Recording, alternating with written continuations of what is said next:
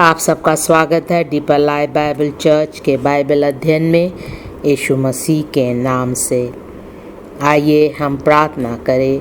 परमेश्वर पिता, हम तेरा धन्यवाद करते आज के बाइबल अध्ययन के लिए। तेरे नाम को हम धन्य कहते हैं परमेश्वर, क्योंकि तू अपने वचनों से पवित्र आत्मा के द्वारा हमें सिखाता है। और हम प्रार्थना करते परमेश्वर कि तेरा वचन हमारे जीवन की गहराई में बना रहे, यीशु मसीह के नाम से प्रार्थना करते परमेश्वर। तेरा वचन हमारे जीवन में कहीं खो नहीं जाएगा, लेकिन तेरे वचन के द्वारा हमारा जीवन पूरी तरह से बदल जाएगा, ताकि हम स्वर्ग जा सकेंगे यीशु मसीह के नाम से। परमेश्वर, हम प्रार्थना करते हैं तेरे अनुग्रह के द्वारा, तेरी सामर्थ के द्वारा, तेरे वचन की सच्चाई पे हम खड़े रहेंगे और उस पर चलने वाले हो यीशु मसीह के नाम से। प्रार्थना करते परमेश्वर, तू हम सबको बहुतायत से आशीष दे। धन्यवाद करते परमेश्वर, तूने हमारी प्रार्थना सुनी। प्रभु यीशु मसीह के नाम से मांगते हैं, आमीन। पिछले हफ्ते हमने पहले कोरिन्थियों से पढ़ना शुरू किया, जो पौलुस ने कोरिन्थ की कलीसिया को लिखा था। और हमने पहला कोरिन्थियों पहले अध्याय के पहले वाक्य से 9वें वाक्य तक देखा था। आज हम दूसरे अध्ययन में आ रहे हैं और हम सीखेंगे पहला कोरिन्थियों पहले अध्याय के 10वें वाक्य से लेकर 25वें वाक्य तक। हम देखेंगे पहला कोरिन्थियों पहले अध्याय 10वां वाक्य। हे भाइयों, मैं तुमसे हमारे प्रभु यीशु मसीह के नाम से विनती करता हूँ कि तुम सब एक ही बात कहो और तुम में फूट ना हो, परंतु एक ही मन और एक ही मत होकर मिले रहो। इस वचन से हम देखते हैं कि परमेश्वर की कलीसिया में वचन के अनुसार हमें एकताई में रहना है। हमारे में फूट नहीं होनी चाहिए और एकताई को हमें प्राथमिकता देनी है। केवल कोरिन्थ की कलीसिया नहीं, लेकिन बाकी सारे कलीसियाओं को पौलुस ये पत्री लिख रहा था। इस अध्ययन में पौलुस बताना चाहता है कि कैसे परमेश्वर की कलीसिया में एकताई होनी चाहिए। हम परमेश्वर की कलीसिया के हैं, लेकिन हम देखते हैं कई बार लोग बहुत बड़ी गलती करते हैं और कहते हैं मेरी कलीसिया की योजना ऐसी है और हम उस पर चलेंगे। ये एक बहुत बड़ी गलती है।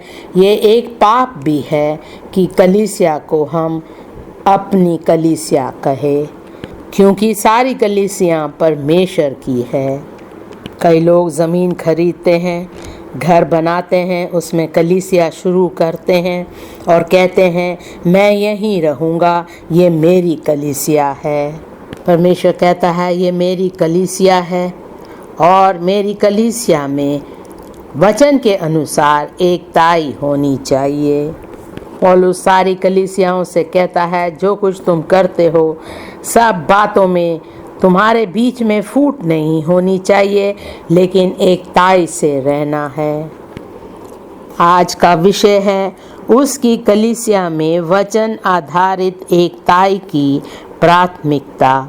उसकी कलीसिया में वचन आधारित एकताई की प्राथमिकता। इस विषय को हम 3 भाग में बांटेंगे। पहला है मसीह में एकताई की जिम्मेदारी का दाम। मसीह में एकताई की जिम्मेदारी का दाम। दूसरा है कलीसिया में फूट और विवाद का रोकथाम। कलीसिया में फूट और विवाद का रोकथाम। तीसरा है मसीह के क्रूस का प्रचार और खासियत।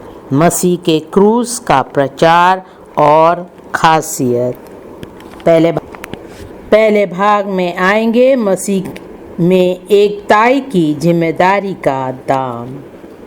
मसीह में एकताई की जिम्मेदारी का दाम। पहला कोरिन्थियों 1 का 10वां वाक्य। हे भाइयों, मैं तुमसे हमारे प्रभु यीशु मसीह के नाम से विनती करता हूँ कि तुम सब एक ही बात कहो और तुम में फूट ना हो, परंतु एक ही मन और एक ही मत होकर मिले रहो।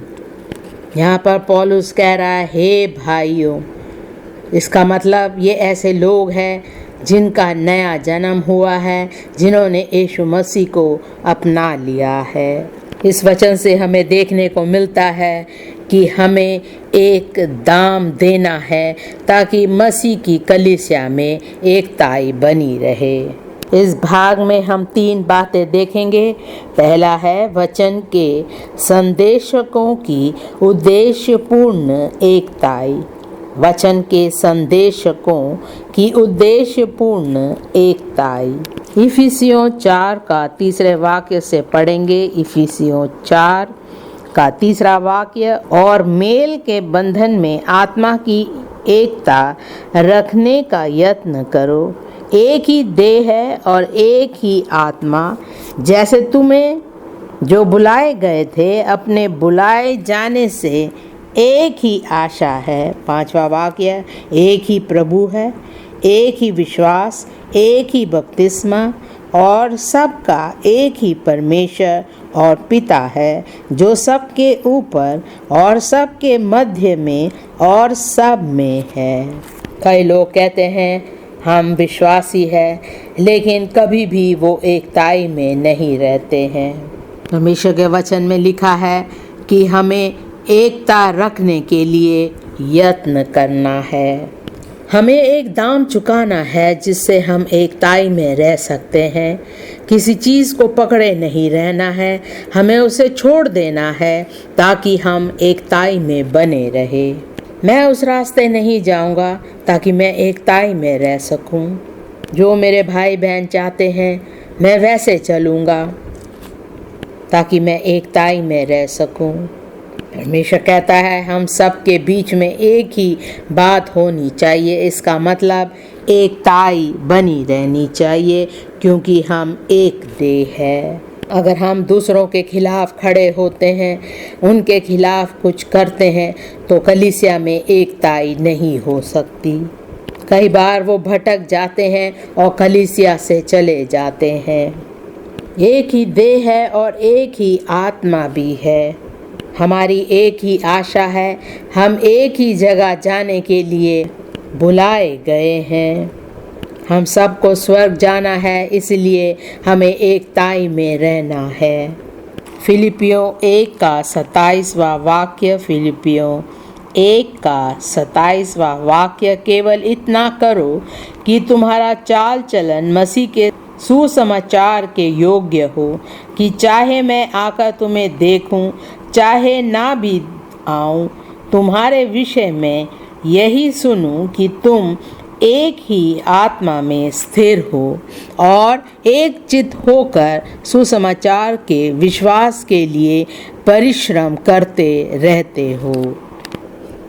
ये एकताई दिखाने की एकताई नहीं, लेकिन पवित्र आत्मा के द्वारा मिली हुई एकताई है। 2 तीमुथियुस 3 का 16वां और 17वां वाक्य। 2 तीमुथियुस 3 का 16वां और 17वां वाक्य।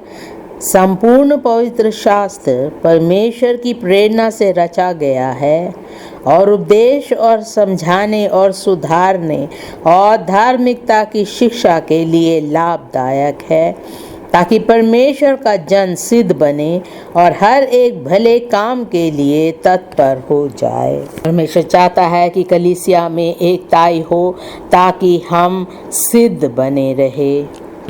इस भाग में दूसरी बात है पवित्रताई द्वारा सदस्यों में प्रचलित एकताई। पवित्रताई द्वारा सदस्यों में प्रचलित एकताई। 1 कुरिन्थियों 1 का 10वां वाक्य। अगर 2 जनों का उद्देश्य एक ही है, एक ही बात की वो चिंता करते हैं, तो उनका मन भी एक ही होगा। वो एक तरह सोचेंगे, एक तरह कार्य करेंगे, क्योंकि वो स्वर्ग जाने की तैयारी कर रहे हैं। मसीह उनके जीवन में है, मसीह की पवित्र आत्मा उनके जीवन में है, परमेश्वर की पवित्र आत्मा उनके जीवन में है। और अगर वो परमेश्वर के वचन के अगुवाई में रहते हैं तो वो साथ साथ एकताई में रह सकते हैं। जितनी भी उनकी गिनती क्यों ना हो, अगर वो परमेश्वर के वचन के अनुसार चल रहे हैं तो उस वचन की एकताई में वो बने रहेंगे। यूहन्ना 17 का 17वां वाक्य, यूहन्ना 17 का 17वां वाक्य, सत्य के द्वारा उन्हें पवित्र कर, तेरा वचन सत्य है।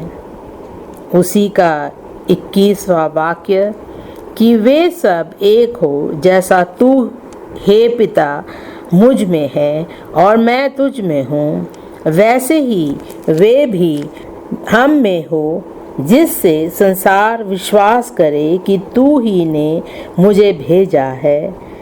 वह महिमा जो तूने मुझे दी है मैंने उन्हें दी है, कि वे वैसा ही एक हो जैसे कि हम एक है। 23वां वाक्य, मैं उनमें और तू मुझ में, कि वह सिद्ध होकर एक हो जाए और संसार जाने कि तू ही ने मुझे भेजा, और जैसा तूने मुझसे प्रेम रखा वैसा ही उनसे प्रेम रखा। जब आपका उद्धार होता है तो आप पाप से अलग हो जाते हैं, और जब आपका शुद्धिकरण होता है तो परमेश्वर आपके आदतों को, आपके जीवन को पूरी तरह से शुद्ध और पवित्र करता है। परमेश्वर कहता है, मैं उन्हें एक मन दूंगा, एक पवित्र मन दूंगा, उनके पथरीले हृदय को निकाल कर एक मांस का हृदय दूंगा। परमेश्वर चाहता है कि हमारे जीवन में शुद्धिकरण हो ताकि हम सब एकताई में रह सके। परमेश्वर नहीं चाहता कि जब हमारा जीवन शुद्ध हो जाता है, अगर हम देख रहे हैं हमारे बीच में पाप हो रहा है तो हम अनदेखा कर दे, ऐसा नहीं परमेश्वर चाहता है। वो चाहता है कि हम उसके विरोध में खड़े हो सके, हम एकताई में रहकर उसके उद्देश्य को पूरा कर सके। हम सबको पवित्र शास्त्र में एकताई में रहना है, हमें मसीह में एकताई में रहना है, मसीह के साथ हमें एकताई में रहना है। हम ऐसा नहीं कह सकते कि हम मसीह में हैं और हम पवित्र शास्त्र को अलग रीति से देख रहे हैं, अलग रीति से हम उसका प्रचार कर रहे हैं। ऐसा नहीं हो सकता। हमारा मन एक होना चाहिए, एक विचार होनी चाहिए। सदस्यों में प्रचलित एकताई तब आती है जब हम पवित्रताई में जीते हैं। इससे संसार जान सकेगी कि हम परमेश्वर की संतान है। तीसरी बात है उसके लिए मन की सिद्ध एकताई, उसके लिए मन की सिद्ध एकताई। पहला कुरिन्थियों 1 का 10वां वाक्य, हे भाइयों, मैं तुमसे हमारे प्रभु यीशु मसीह के नाम से विनती करता हूँ कि तुम सब एक ही बात कहो और तुम में फूट ना हो, परंतु एक ही मन और एक ही मत होकर मिले रहो। कलीसिया में हमें ऐसा ही रहना है। हमारा मन एक होना चाहिए और हम में फूट नहीं होनी चाहिए। जब हम कलीसिया में किसी के बारे में बोल रहे हैं तो हम सबको मिलकर एक ही बात बोलनी है। जब हम प्रचार करते हैं तो हमें एक ही सुसमाचार का प्रचार करना है, हमें एक ही बात करनी चाहिए। इससे हमें पता चलता है हम परमेश्वर के हैं और हम एकताई में रहते हैं। हम अलग अलग बातें ना करें। हमें किसी के पीठ पीछे उनकी बुराई नहीं करनी चाहिए। कोई भी गलत बात हम किसी के लिए ना कहें। जब हम एक साथ मिल कर के रहते हैं तो हम पूरी तरह से परमेश्वर में सिद्ध हो जाते हैं। पहला कुरिन्थियों 2 अध्याय का 16वां वाक्य, पहला कुरिन्थियों 2 का 16वां वाक्य, क्योंकि प्रभु का मन किसने जाना है कि उसे सिखाए, परंतु हम में मसीह का मन है। हमारा उद्धार हुआ, शुद्धिकरण हुआ, अब हमारा मन मसीह के समान है। हमारे हृदय से पाप निकल गया है। अब परमेश्वर ने हमें एक नया मन और एक नया देह दिया है। अब हमारा मन एक है और हम एकताई में रहते हैं। रोमियो 12 का 2 वाक्य, रोमियो 12 का दूसरा वाक्य, इस संसार के सदस्य ना बनो, परंतु तुम्हारे मन के नए हो जाने से तुम्हारा चाल चलन भी बदलता जाए, जिससे तुम परमेश्वर की भली और भावती और सिद्ध इच्छा अनुभव से मालूम करते रहो। अगर कलीसिया में कोई एक व्यक्ति है जो अभी भी सांसारिक बातों में है और दूसरा व्यक्ति परमेश्वर के वचन के अनुसार चल रहा है, तब वहाँ पर एकताई नहीं हो सकती। एक संसार की बातों पर ध्यान दे रहा और एक स्वर्ग की बातों पर ध्यान देता है, तो ऐसे लोगों के बीच में एकताई नहीं हो सकती। ये एक दूसरे को समझ नहीं पाएंगे क्योंकि इनका मन एक नहीं है। सबका मन एक होना चाहिए, नया होना चाहिए, तभी हम एकताई में रह सकते हैं।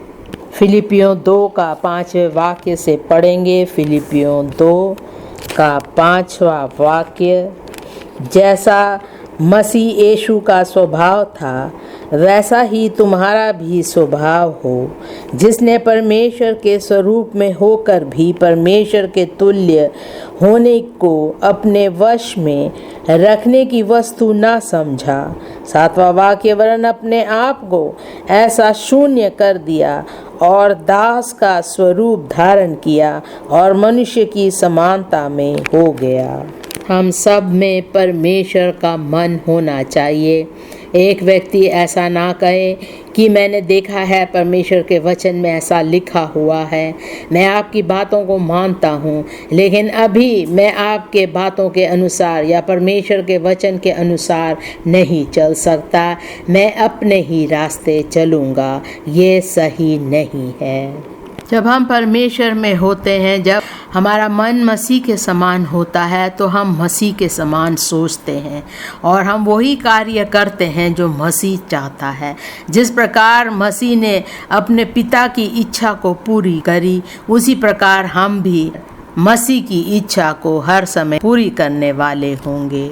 हमें अपने आप को एक दूसरे के लिए दीन करना है। इस प्रकार यीशु मसीह दीन हुआ और क्रूस की मृत्यु भी सह ली। हम दूसरे भाग में आएंगे, कलीसिया में फूट और विवाद का रोकथाम।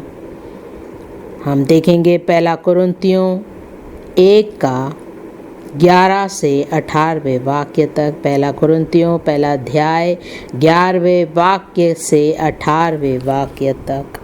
क्योंकि हे मेरे भाइयों, खलोए के घराने के लोगों ने मुझे तुम्हारे विषय में बताया है कि तुम में झगड़े हो रहे हैं। पौलुस कोरिन्थ में परमेश्वर का सुसमाचार सुना रहा था और परमेश्वर के अनुग्रह के द्वारा बहुत से लोगों ने यीशु मसीह को अपनाया, लेकिन जब वो वहाँ से चला गया और लौट कर आया तो देखा उनके बीच में झगड़े हो रहे थे। वहाँ के लोगों ने पौलुस को बताया कि उनके बीच में फूट है और एकताई नहीं है। उन्होंने ये बात पौलुस को रहस्य में नहीं बताई, लेकिन सबके सामने बताया। वो नहीं चाहते थे कि परमेश्वर की कलीसिया में फूट हो या झगड़ा हो। यहाँ पर हम देख रहे हैं कलीसिया में फूट और विवाद का रोकथाम। इस भाग में 3 बातें देखेंगे। पहला है कलीसिया में फूट और विवाद जो रोका जा सकता है। कलीसिया में फूट और विवाद जो रोका जा सकता है। 1 कुरिन्थियों 1 का 11 से 13वें वाक्य तक। 1 कुरिन्थियों 1 का 11 से 13वें वाक्य तक। क्योंकि हे मेरे भाइयों, खलोए के घराने के लोगों ने मुझे तुम्हारे विषय में बताया है कि तुम में झगड़े हो रहे हैं। मेरे कहने का अर्थ ये है कि तुम में से कोई तो अपने आप को पौलुस का, कोई अपोलोस का, कोई कैफा का, तो कोई मसीह का कहता है। क्या मसीह भट गया? क्या पौलुस तुम्हारे लिए क्रूस पर चढ़ाया गया या तुम्हें पौलुस के नाम पर बपतिस्मा मिला? यहाँ पर हम देखते हैं कलीसिया के लोग अपने अपने झुंड बना रहे थे, अपने आप को बांट रहे थे। कई बार जो गलत काम कलीसिया में होते हैं उन बातों को लोग छिपाना चाहते हैं क्योंकि वो मसीह में नहीं बने हुए हैं। इसी कारण उनके बीच में फूट और विवाद था। नीति वचन 13 का 10वां वाक्य, नीति वचन 13 का 10वां वाक्य, झगड़े रगड़े केवल अहंकार ही से होते हैं, परंतु जो लोग सम्मति मानते हैं उनके पास बुद्धि रहती है। कलीसिया में लोगों के हृदय में घमंड था। उस घमंड के कारण वो अपने आप को सुधारना नहीं चाह रहे थे, इसलिए उनके बीच में फूट थी। जिसके हृदय में घमंड है उसने यीशु मसीह को अपने हृदय से निकाल दिया है।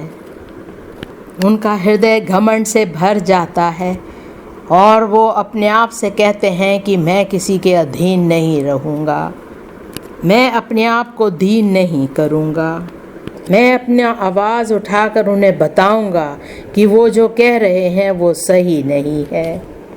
घमंड के कारण फूट विवाद होता है, लेकिन जो व्यक्ति बातों को मान लेता है वो बुद्धिमान होता है।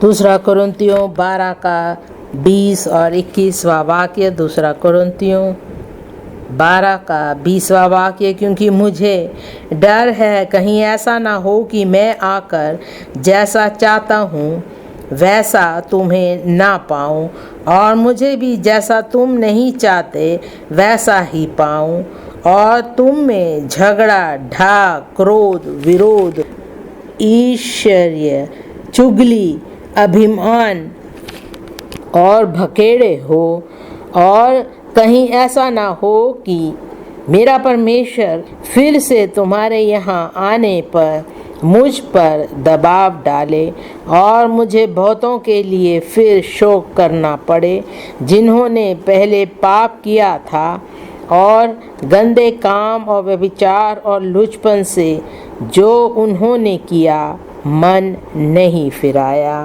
पौलुस को कलीसिया के लिए चिंता थी, क्योंकि वो जानता था कि जब वो आए शायद उनके बीच में झगड़ा, क्रोध, विरोध और पाप भी देखे।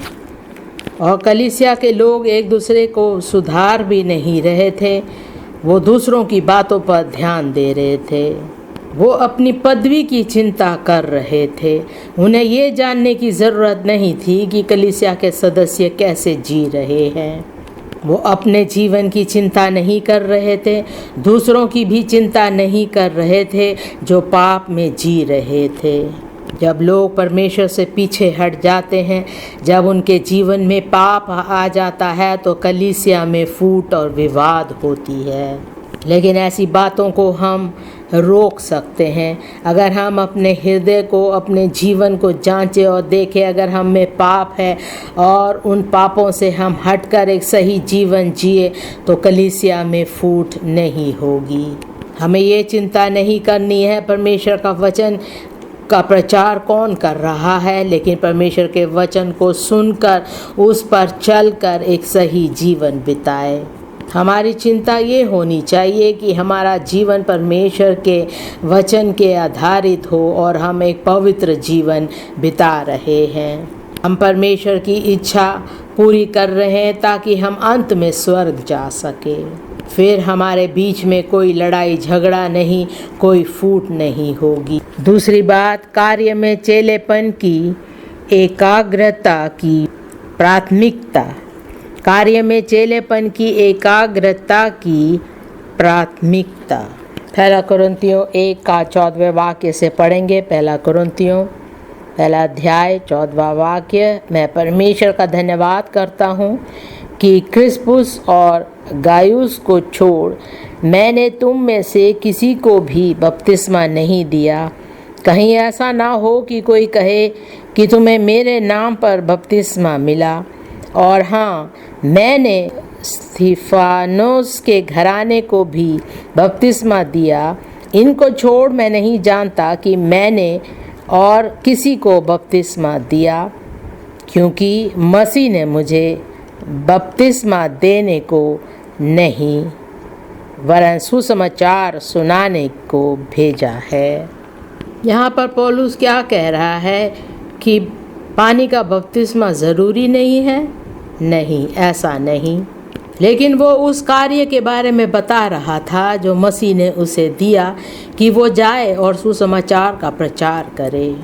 जो विश्वास करते हैं यीशु मसीह पर, उन्हें बपतिस्मा लेना ज़रूरी है।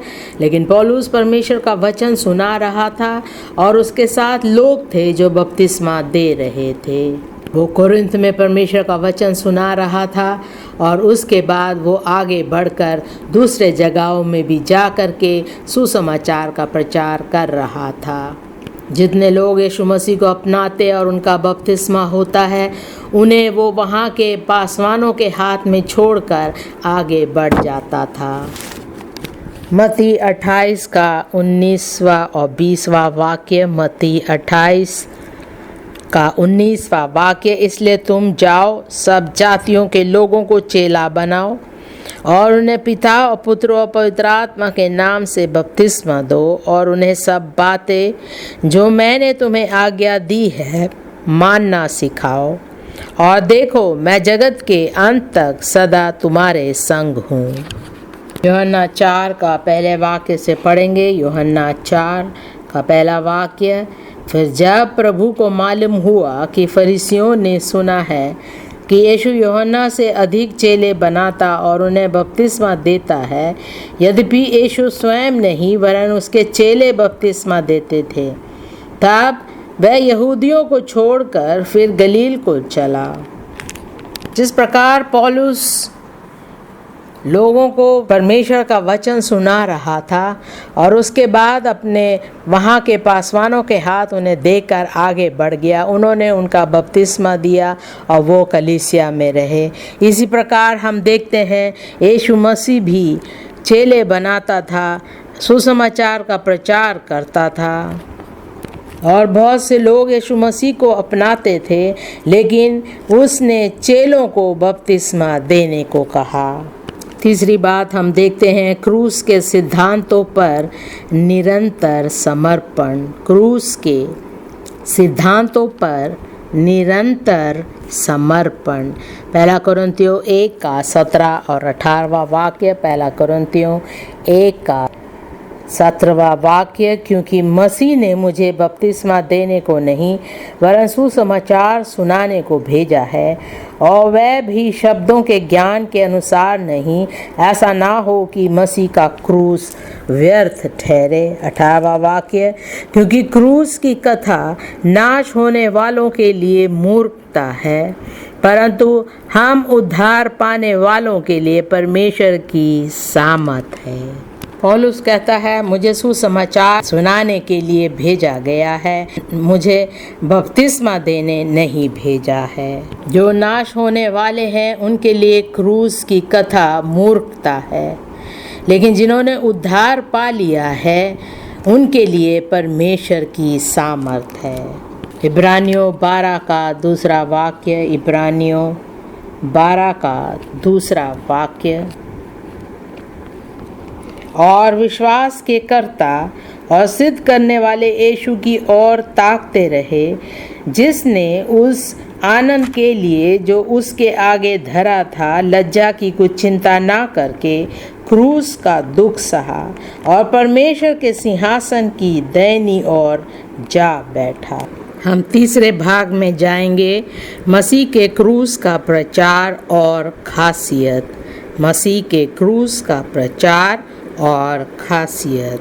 पहला कुरिन्थियों पहले अध्याय का 18वें वाक्य से पढ़ेंगे। पहला कुरिन्थियों पहला अध्याय उसका 18वें वाक्य से पढ़ेंगे, क्योंकि क्रूस की कथा नाश होने वालों के लिए मूर्खता है, परंतु हम उद्धार पाने वालों के लिए परमेश्वर की सामर्थ है।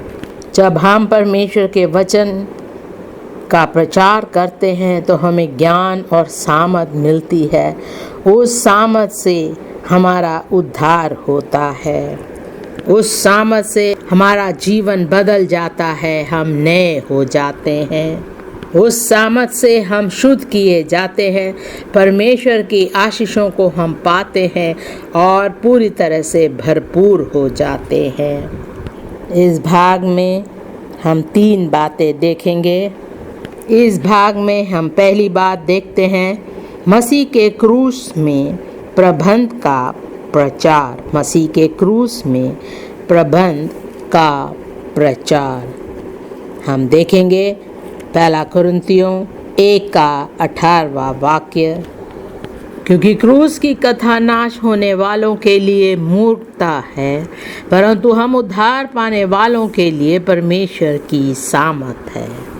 इफिसियों 2 का 16वें वाक्य से पढ़ेंगे। इफिसियों 2 का 16वां वाक्य। और क्रूस पर बैर को नाश करके उसके द्वारा दोनों को एक देह बनाकर परमेश्वर से मिलाए, उसने आकर तुम्हें जो दूर थे और उन्हें जो निकट थे दोनों को मेल मिलाप का सुसमाचार सुनाया। क्योंकि उसी के द्वारा हम दोनों की एक आत्मा में पिता के पास पहुंच होती है। 19वां वाक्य। इसलिए तुम अब विदेशी और मुसाफिर नहीं, परंतु पवित्र लोगों के संगी, स्वदेशी और परमेश्वर के घराने के हो गए। यीशु मसीह के क्रूस पर मरने के द्वारा जो अन्य जाति के लोग हैं और जो यहूदी लोग थे, वो किस प्रकार वो यीशु मसीह के पास लाए गए थे। यीशु मसीह के सूली पर चढ़ने के कारण जो अन्य जाति के लोग मूर्ति पूजा करते थे, दूसरे बातों में लगे हुए थे, उन सब को नाश करके परमेश्वर ने उन्हें यीशु मसीह के पास लाए। यीशु मसीह जिसने क्रूस पर हमारे पापों के लिए दाम चुकाया, उसके मारे जाने के कारण हम पिता के पास आ सकते हैं। एक आत्मा में पिता के पास पहुंच होती है।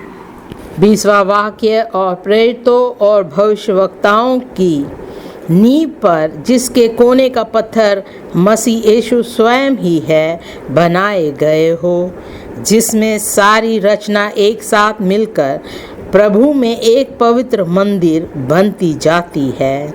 22वां वाक्य। जिसमें तुम भी आत्मा के द्वारा परमेश्वर का निवास स्थान होने के लिए एक साथ बनाए जाते हो। यही क्रूस ने हम सब के लिए किया है।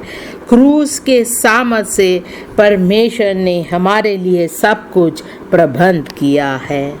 कुलुसियों 2 का 13वें वाक्य से पढ़ेंगे। कुलुसियों 2 का 13वां वाक्य। उसने तुम्हें भी, जो अपने अपराधों और अपने शरीर की खतना रहित दशा में मुर्दा थे, उसके साथ जिलाया और हमारे सब अपराधों को क्षमा किया। 14वां वाक्य। और विधियों का वह लेख जो हमारे नाम पर और हमारे विरोध में था, मिटा डाला और उसे क्रूस पर कीलों से जड़कर सामने से हटा दिया। यीशु मसीह ने हमारे हर पापों को क्रूस पर चढ़ाकर उसे मिटा दिया है। हर प्रकार का न्याय, हर प्रकार का विरोध, परमेश्वर का क्रोध जो हम पर था जब हम पापी थे, उन सब बातों को यीशु मसीह ने क्रूस पर उठाकर उसे नाश कर दिया, उसे हटा दिया। 15वां वाक्य। और उसने प्रधानताओं और अधिकारों को ऊपर से उतार कर उनका खुल्लम खुल्ला तमाशा बनाया और क्रूस के द्वारा उन पर जय जयकार की ध्वनि सुनाई। इस भाग में दूसरी बात हम देखते हैं विरोध करने वाले प्रतियोगी के संकट की भविष्यवाणी। विरोध करने वाले प्रतियोगी के संकट की भविष्यवाणी। पहला कुरिन्थियों 1 का 19वें वाक्य से पढ़ेंगे। पहला कुरिन्थियों 1 का 19वां वाक्य। क्योंकि लिखा है, मैं जानवानों के ज्ञान को नष्ट करूंगा और समझदारों की समझ को तुच्छ कर दूंगा। कहाँ रहा ज्ञानवान, कहाँ रहा शास्त्री, कहाँ रहा इस संसार का विवादी? क्या परमेश्वर ने संसार के ज्ञान को मूर्खता नहीं ठहराया? क्योंकि जब परमेश्वर के ज्ञान के अनुसार संसार ने ज्ञान से परमेश्वर को ना जाना, तो परमेश्वर को ये अच्छा लगा कि इस प्रचार की मूर्खता के द्वारा विश्वास करने वालों को उद्धार दे। यहूदी तो चिन्ह चाहते हैं और यूनानी ज्ञान की खोज में है। जहाँ पे परमेश्वर का वचन उन समझदारों और ज्ञानवानों के बारे में कह रहा है जो इस संसार के हैं, वो क्रूस की सामत को कुछ नहीं समझते। ये ऐसे लोग हैं जो यीशु मसीह के उद्धार के विरोध में खड़े होते हैं। यीशु मसीह जो क्रूस पर हमारे लिए मारा गया और हमारा उद्धार किया, उसके विरोध ये खड़े होते हैं। इस संसार के लोग अपने ज्ञान में इतने व्यस्त है, वो समझते हैं कि उन्हें सब कुछ पता है, उनके पास बहुत ज्ञान है, लेकिन परमेश्वर जानता है कि ये सब के सब मूर्ख है।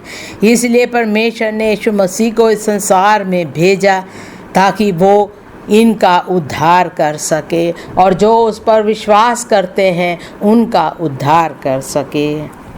22वां वाक्य, यहूदी तो चिन्ह चाहते हैं और यूनानी ज्ञान की खोज में है। ये ऐसे लोग हैं जो परमेश्वर के बारे में जानना नहीं चाहते। यीशु मसीह जो क्रूस पर मारा गया उसके बारे में नहीं जानना चाहते, ना ही उद्धार पाना चाहते हैं। यिर्मयाह 8 का 9वां वाक्य, यिर्मयाह 8 का 9वां वाक्य, बुद्धिमान लज्जित हो गए, वे विस्मित हुए और पकड़े गए। देखो, उन्होंने यहोवा के वचन को निकम्मा जाना है, उनमें बुद्धि कहाँ रही।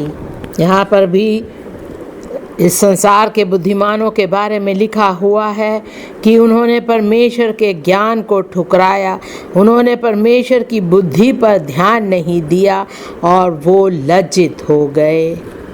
इन्होंने परमेश्वर के ज्ञान को, उसके वचन को पहचाना नहीं, इसलिए वो नाश हो गए, लज्जित हो गए।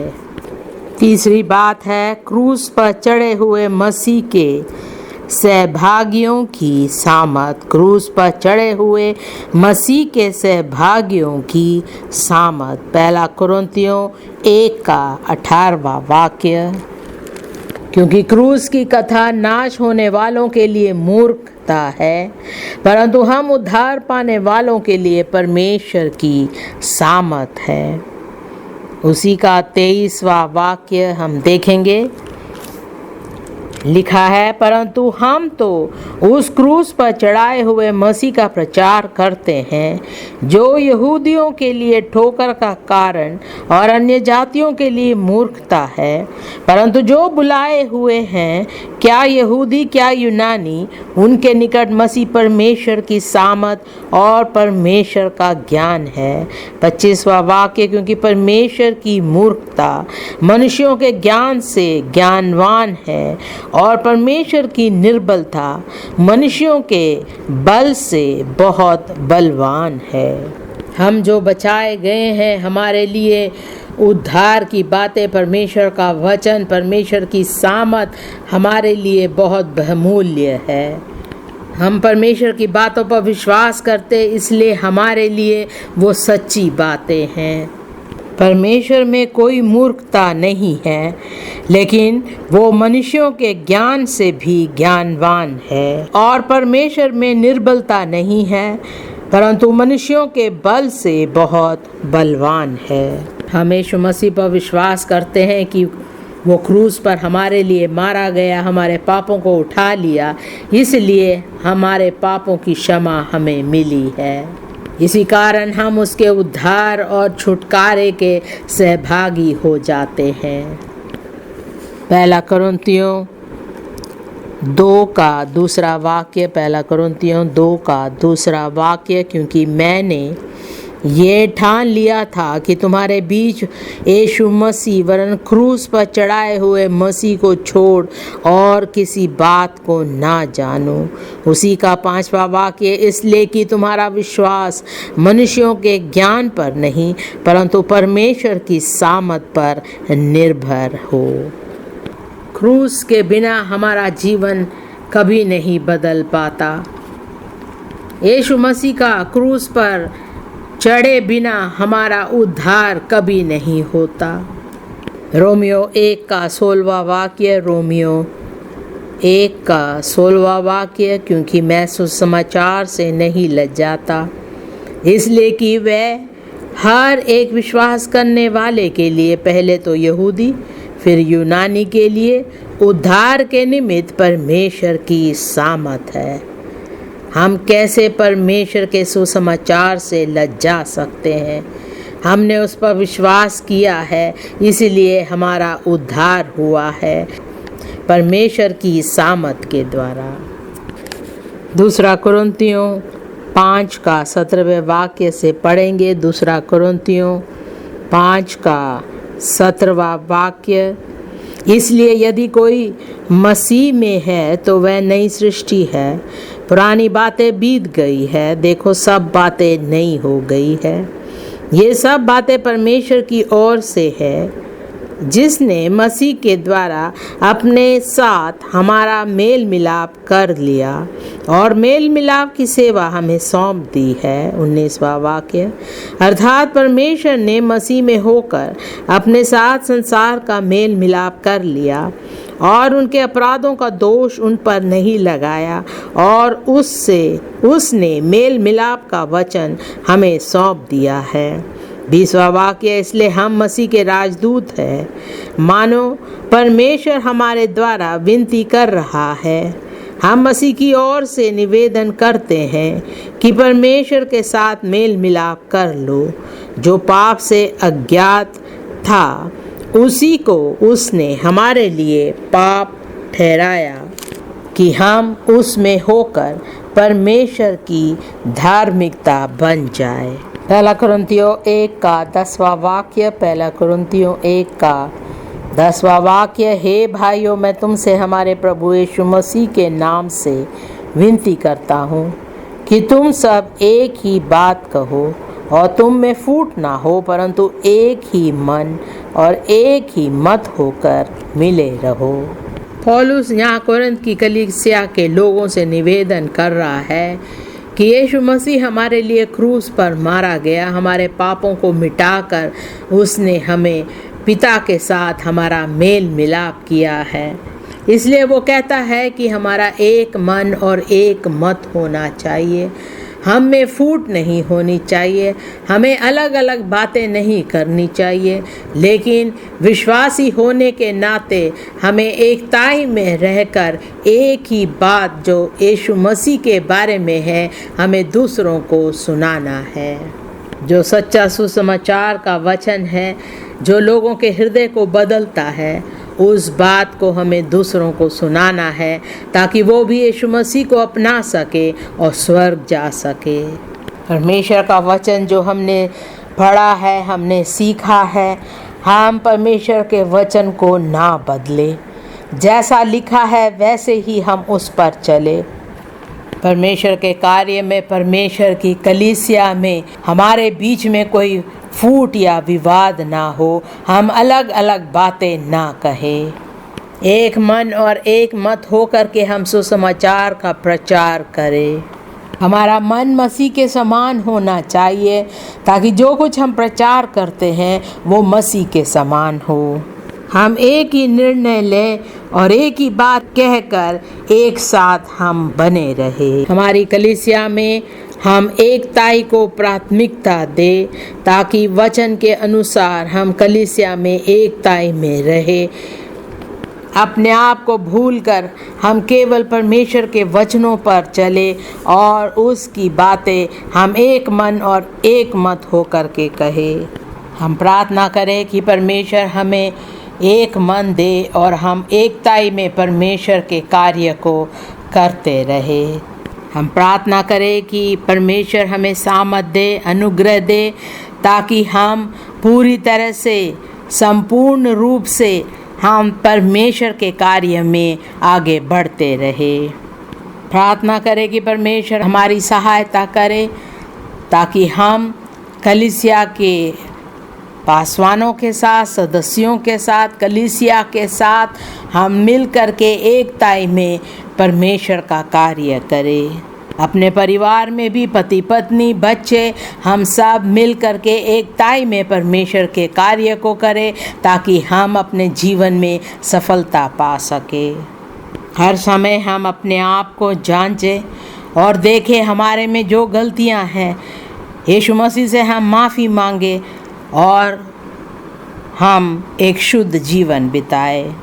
अगर हमारे में कोई ऐसी आदतें हैं जिससे हम परमेश्वर की महिमा नहीं कर पा रहे हैं, परमेश्वर के वचन के अनुसार नहीं जी पा रहे हैं, हम एक दूसरे के साथ शांतिपूर्वक नहीं जी पा रहे हैं, हम प्रार्थना करें कि परमेश्वर हमारी सहायता करे ताकि हमारा जीवन पूरी तरह से बदल जाए और परमेश्वर के वचन के अनुसार हम जीने वाले हो, यीशु मसीह के नाम से।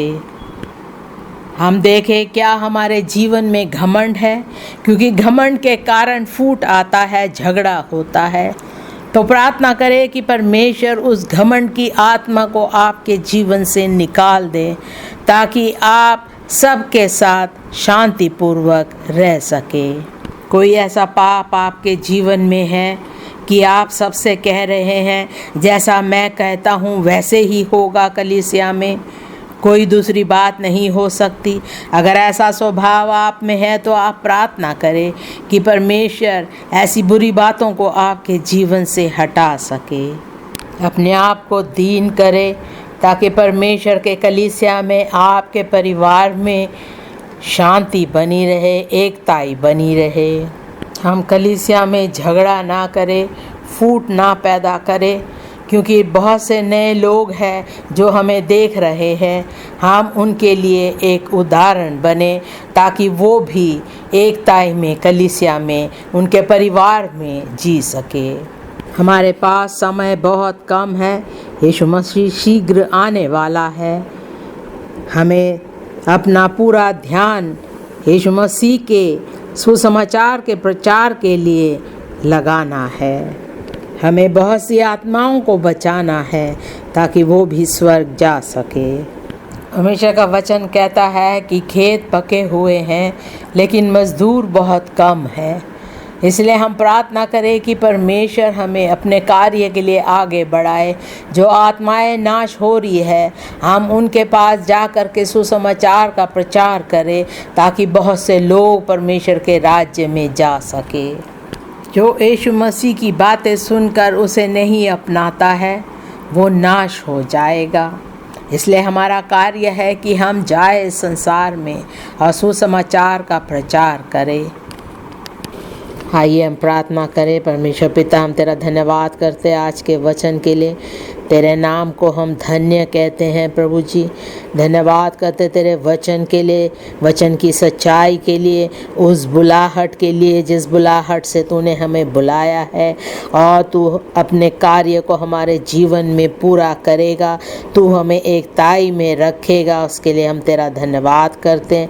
धन्यवाद करते परमेश्वर, तू हमें सामर्थ देगा ताकि हम तेरे वचन का प्रचार दूर दूर तक करने वाले हो। यीशु मसीह के नाम से हमारे बीच में कोई झगड़ा, कोई फूट, कोई लड़ाई, कोई भेदभाव ना हो। यीशु मसीह के नाम से परमेश्वर हमारी सहायता कर ताकि तेरे वचनों के अनुसार हम जिए और हम सामर्थी बने। दूसरे भी हमें देखेंगे, वो भी बचाए जाएंगे और तुझ में बने रहेंगे और उनका जीवन पवित्र होगा। वो आत्मिक रूप से सामर्थी होंगे। यीशु मसीह के नाम से प्रार्थना करते परमेश्वर, तू हमें सामर्थ दे। हर भय की आत्मा को हमारे जीवन से दूर कर ताकि हम पवित्र आत्मा की सामर्थ से हो करके तेरे लिए कार्य करने वाले हो। यीशु मसीह के नाम से पिता, पुत्र और पवित्र आत्मा और तेरे वचन में हम एकताई में बने रहे जीवन भर। यीशु मसीह के नाम से धन्यवाद करते परमेश्वर, तूने हमारी प्रार्थना सुनी। प्रभु यीशु मसीह के नाम से मांगते हैं, आमीन।